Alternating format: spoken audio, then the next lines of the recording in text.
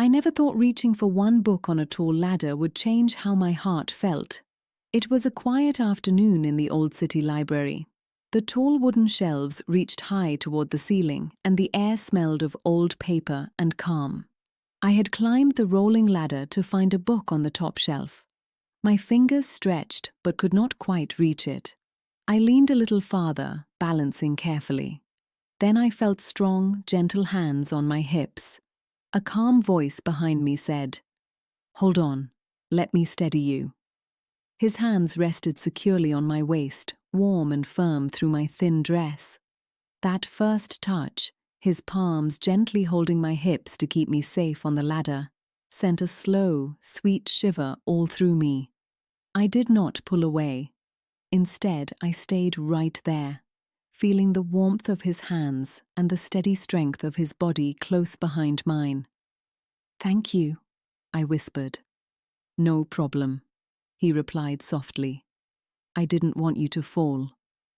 He stayed exactly where he was, hands still on my hips, body close enough that I could feel his chest lightly against my back.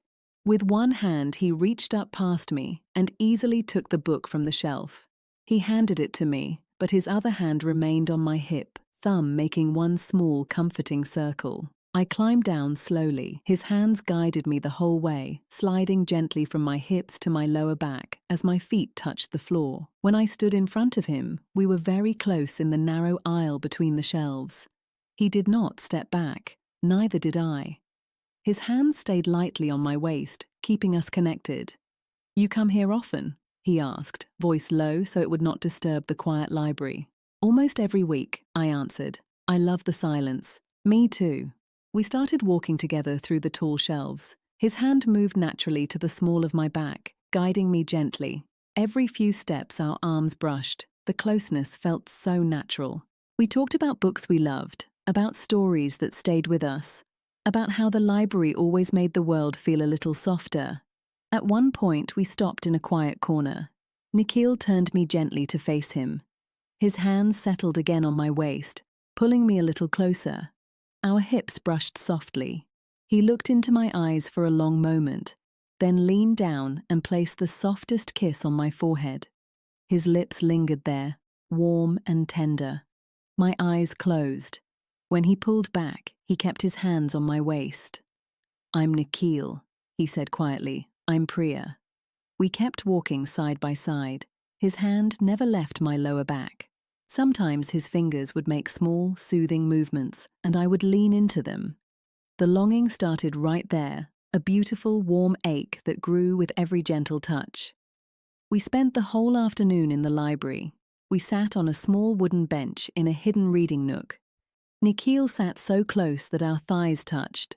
He took my hand and rested it on his lap, his fingers tracing slow circles on my palm. We talked about real things, how quiet days sometimes felt lonely, how we both came to the library to feel less alone. His arm went around my shoulders, pulling me against his side. I rested my head on his shoulder, breathing in his calm warmth. Before we left, he walked me to the door. At the exit, he turned me toward him. His hands settled on my hips again, holding me close. Our bodies pressed gently together. He kissed me, a slow, tender kiss on the lips that felt full of everything we had not yet said. I kissed him back, my hands resting on his chest. When the kiss ended, he rested his forehead against mine. "Will you be here again tomorrow?" he asked softly. "Yes," I whispered. From that first afternoon, the library became our place. Every time I came, Nikhil was already there or arrived soon after. The closeness started immediately. He would find me on the ladder or in the aisles, and his hands would go straight to my waist or hips, steadying me, guiding me, holding me. I would lean into his touch, letting our bodies stay close while we looked for books. We walked between the tall shelves with his arm around my waist and my head sometimes resting against his shoulder. In the quiet corners we would stop, turn to face each other, and share soft kisses. His lips on my forehead, my temple, my lips. Always gentle, always full of care. My hands would rest on his chest or slide around his neck. Our hips would touch softly, and we would stay like that, talking in whispers about our lives, our dreams, and the quiet longing we both carried. One evening, the library stayed open late. We found a hidden alcove with a small couch. Nikhil sat first and gently pulled me onto his lap. I sat sideways, my legs across his thighs, my side against his chest. His arms wrapped around my waist, holding me securely. I rested my head on his shoulder. We talked for hours while staying wrapped together. His fingers stroked my arm and back in long, comforting lines. Every few minutes, he would tilt my chin up and kiss me softly, on the lips, on my closed eyes, on my cheek.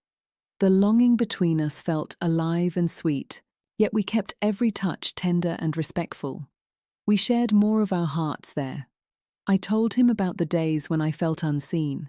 He told me about the nights when work left him feeling empty. His hands never stopped moving gently on my waist and back while I spoke. I would press closer, letting my body melt against his. The emotional connection grew deeper with every word and every touch. As weeks passed, our library meetings became the most beautiful part of my week. We started staying until closing time. Nikhil would walk me to the door with his arm around my waist, his hand on my lower back. Outside, under the streetlights, he would pull me into a full embrace. His arms would wrap tightly around me, hips pressing gently against mine, and he would kiss me slowly, pouring all the warmth and longing into that moment. We began meeting outside the library too. We would walk in the nearby park with his arm around my shoulders or his hand resting on my hip. We would sit on benches with me curled against his chest, his arms holding me close. Soft kisses came naturally, on my forehead when the wind blew, on my lips when we found a quiet spot. The physical closeness never left us. His hands were always gentle on my waist or hips. My body always found its way against his. One rainy afternoon, the library was almost empty. We stayed in our favorite hidden corner. Nikhil pulled me fully onto his lap again. I straddled his hips gently, my arms around his neck. His hands rested on my lower back, holding me close. We talked softly about the future, about what we hoped to find in each other. Between words, he kissed me. Slow, emotional kisses that made my heart ache with sweetness. Our bodies stayed pressed together, the beautiful tension growing warmer with every breath. The longing was always there, constant and tender. It was the ache of wanting to be even closer, of hearts opening wider each time we met. But we kept everything gentle and full of care. His touches remained respectful. My responses stayed soft and emotional. As months went by, the library ladder, where it all began, became a special memory. Every time we passed it, Nikhil would smile, place his hands on my hips again, and pull me close just like the first day. I would lean back against him, feeling safe and wanted. Now, when I walk into the library, my heart feels light, because I know Nikhil will be waiting somewhere among the shelves, ready to steady me with his hands on my waist, to hold me close in the quiet aisles, to kiss me softly, and to keep building this deep, emotional connection that started with one warm, caring touch. He is my library partner. The man whose gentle hands first held my hips on a tall ladder and then quietly held my heart. And every time his palms rest on my waist or his arms wrap around me, I feel the same sweet longing and warmth that began on that quiet afternoon between the books. I no longer reach for books alone, because now I know a kind hand will always be there to steady me, to hold me, and to make the quiet moments feel full of love.